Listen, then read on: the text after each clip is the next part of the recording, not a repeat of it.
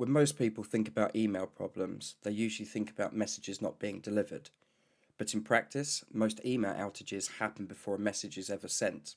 That's exactly what the SMTP Uptime test is designed to catch. An SMTP test checks whether your mail server is reachable and responding correctly on the SMTP port. In its basic form, we're checking three things. Can we connect to the server? Does the server respond with an SMTP greeting? And does it behave as expected during that initial handshake? If any of these fail, your mail server may be unavailable, even if the rest of your infrastructure looks fine. This test is useful if you run your own mail server, you rely on transactional email for things like password resets or order confirmations, or you've ever had users say emails aren't coming through. An SMTP test helps you detect those problems early before users report them. It's not about monitoring inbox delivery, it's about making sure the mail server itself is up and responding. So let's go through the setup. First, enter either the host or IP address on your mail server. This could be a host name like mail.example.com or a direct IP address. Next is the port. By default, the port is set to 25, which is standard for most SMTP tests. If your server uses a different port, for example 587, you can change it here. Next is the check rate. As with other uptime tests, faster check rates mean faster detection, but also more noise. For most SMTP servers, a 5-minute or a 1-minute check rate is a good balance.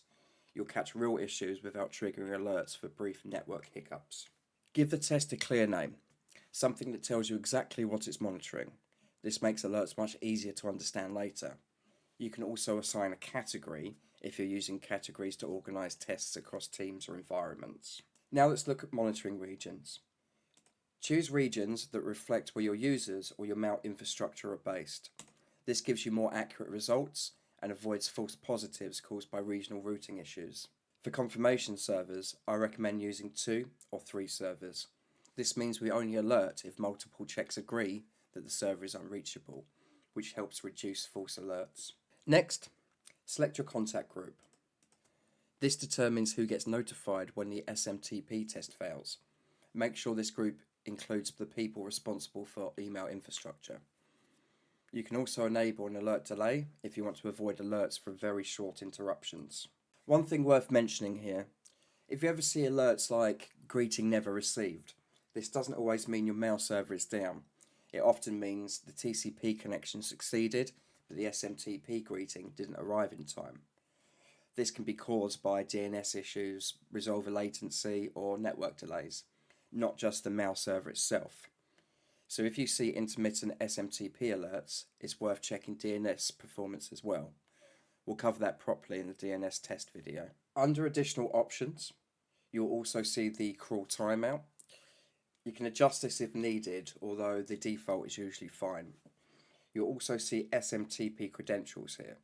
For beginner basic setup, these are usually not required, so you can leave this disabled.